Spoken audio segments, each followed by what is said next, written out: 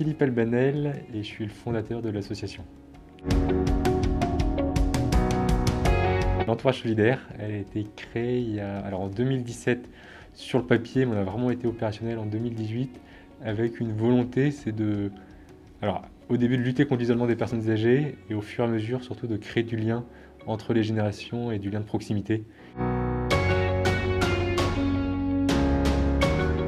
Alors chez Daddy, c'est un café qui est à la fois convivial et chaleureux, mais surtout qui est pensé pour favoriser la rencontre entre les générations. Dès que tu vas chez Daddy, déjà tu es accueilli par quelqu'un qui te présente le projet et tu payes une adhésion au lieu et cette adhésion elle a prix libre. Donc tu donnes ce que tu veux. Alors chez Daddy, le nom est assez personnel, c'est le nom de grand-père de mon papa qui est décédé à peu près quand le projet est né. C'est vraiment quelque chose qui était très important pour mon papa, ce côté intergénérationnel, cette transmission et ce côté aussi bon vivant, capable de se retrouver autour d'un bon verre et d'une bonne planche. Et c'est aussi ça qu'on a envie de transmettre du coup. Avant l'ouverture du café, on faisait déjà régulièrement des activités.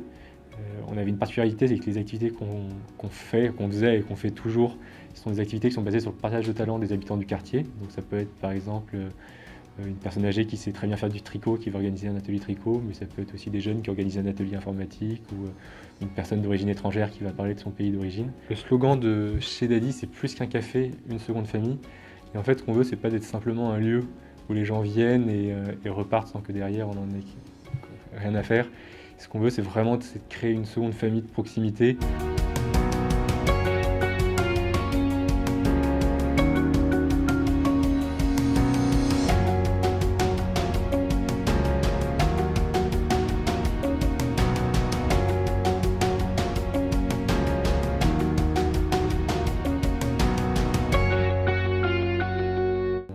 Pour moi, dans ma vision de la famille, on englobe toutes les générations et il y a ce système aussi d'entraide qui se met en place.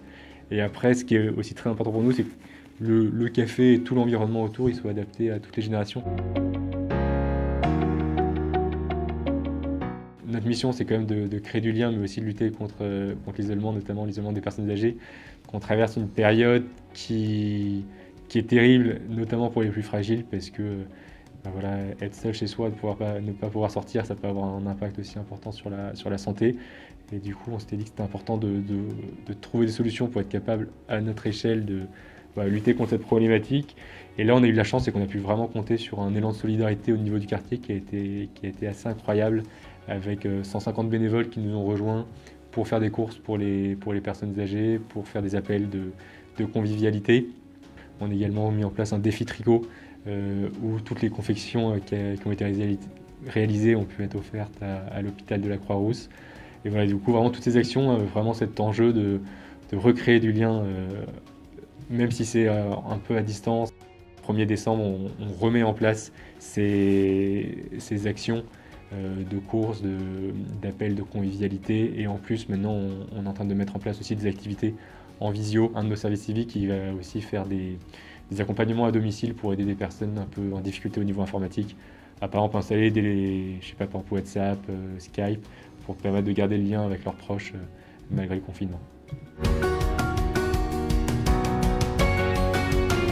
Alors le café, il a été inauguré le 1er octobre et il a fermé le 10 octobre.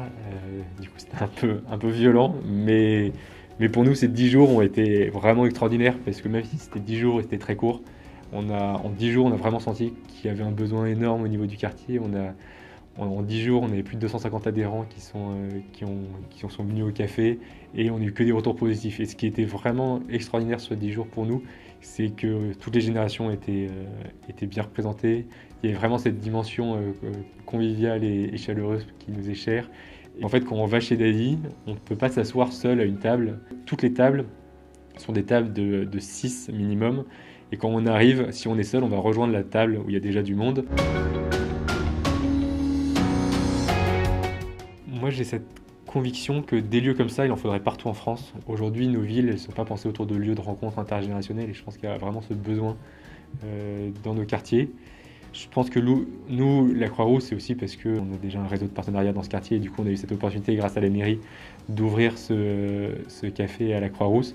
On a de la chance, c'est que l'emplacement, il est en plein cœur de la Croix-Rousse, dans un quartier quand même assez dynamique, et on est au rez-de-chaussée d'une résidence senior. Donc on est également en face d'un lycée et à côté d'une crèche. Donc pour tout ce lien intergénérationnel, c'est aussi assez intéressant. Du coup, pour moi, c'est difficile de faire un meilleur endroit. Alors notre modèle économique, donc on est une association reconnue d'intérêt général. Tout l'investissement initial, on a eu la chance et qu'on a pu compter sur des subventions publiques et privées, donc des subventions de la métropole de Lyon, de la mairie, des subventions de fondations et de mécènes privés. On a également fait une campagne de crowdfunding qui nous a permis d'avoir un peu d'argent pour le lancement. Et après, notre modèle économique, nous, notre objectif, c'est que le café il puisse être autonome financièrement.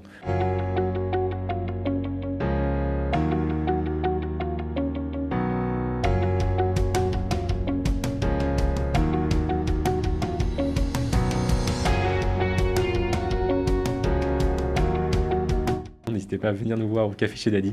On sera ravis de vous accueillir et je suis sûr que vous passerez un super moment. Donc vraiment, n'hésitez pas, on vous attend.